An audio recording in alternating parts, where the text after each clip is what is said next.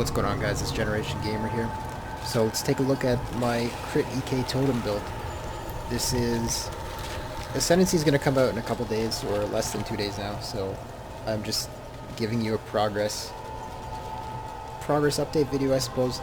It's really... I'm not going to continue this build, so this is probably the last video you'll get out of this. However, I'm just going to go over the build now and show you everything you need to know to adapt this later, or if you do manage to see this within the next couple days, how you can use it now. So let's take a look at the gear. We're using wands with crit chance on the first wand, but that is not the most important thing because our crit chance is already pretty high. 38% right now, but when we drop totems down, we get the Shaman's Dominion bonus, and we get 44% chance. Pretty good. So, crit multi, spell damage, and cast speed are the most important attributes on the wands. You see this one has it exactly. The last wand we're just using for the crit chance, so we don't get the cast speed, but you know, if you want to get a perfect wand, it's probably some ton of exalts. I don't know, this is self-found gears.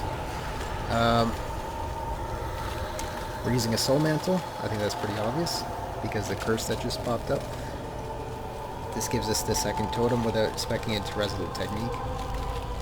And then we get a Ming's Heart.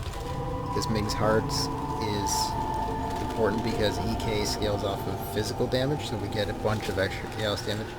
You don't have to use this in a hardcore setup, but you know, way later down the line I think you're going to want to use it anyway just because it's so powerful. Okay, the gloves. The most valuable gloves you can actually use are face breakers. They're going to give you 60 crit multiplier. And let's look at the DPS here. You probably saw it on the left, but 41, 46, and then a bunch more from the flasks. I don't have to do that right now, but you can imagine it's even more. Aziris is what I'm using currently, and this is for Magic Find, as well as Gold YM boots, but Magic Find is kind of... You can do Magic Find, it's up to you. It's good. I generally run maps in Magic Find and then Facebreaker on, say, Atziri. If you're hardcore, maybe you run Life and Resist as a regular thing. So what else? Let's look at the rings. The rings are pretty bad right now. The rings, basically the only reason I'm using these rings is for their attribute requirements. We need 160 dexterity and something like 140, 150 strength. Ideally, you're going to pick up resistances and crit multi on these two rings, ring and amulet. Now the helmet is a +2 to minion gems. You don't have to get +2 to minion, that's kind of a quality of life thing. Life, resistances. Now, we actually end up speccing through Lord of the Dead and get that extra zombie. So I do like this +2 to minion gems. The reason we're speccing through here is just to avoid getting through here. Since we're letting our totems cast for us, I didn't feel that this avoid interruption while casting was very important. So I spec through here to save a point. Now you could do it either way, and both of them are viable. Let's look at the last thing of the belt. Just a bunch of life and resistances. Now flasks, Atsuri's Promise, very important. We get a ton of damage from this because we're scaling off of chaos and some elements here I'll talk about in a second. So let's look at the links. We got EK, added chaos, added fire, faster casting. Now I do switch out chaos for item rarity, and I do generally pop in item quantity. This is the setup I tend to go with Magic Find gear. However, you can... The 6th link is going to look something like this. Empower, EK, added chaos, added fire, faster casting, added lightning. That's where your 6th link's going to be, and the 5th link is just not going to have empower. However, I've gone with item quantity, so in this case I do need the specific colors I have. So the next flask we're going to look at is removes curse flasks. We need removes curse flasks, obviously from Soul Mantle. So you're going to need at least 2 of these, and it removes bleed flask. But if you're really concerned about defense, you can drop one of these Atsuri flasks and get a 3rd removes curse, or a minion life flask. That's totally up to you.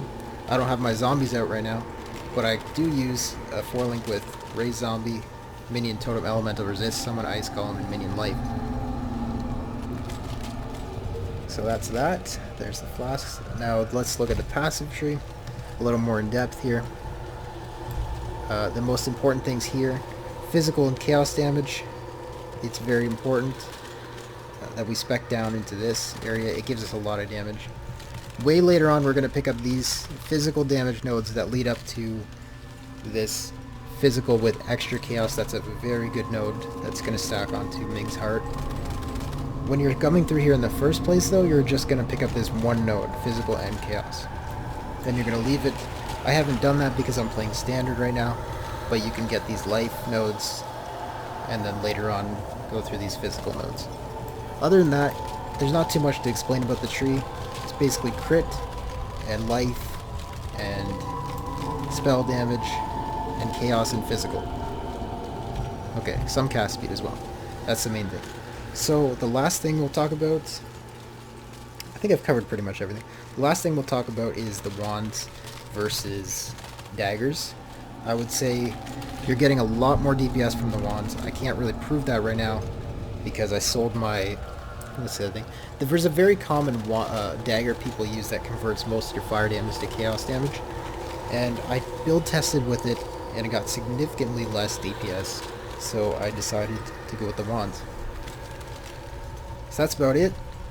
I hope you enjoyed this. I will switch out to some gameplay, and if you have any questions you can leave a comment. This is going to change. Oh, I guess I should look at the auras real quick.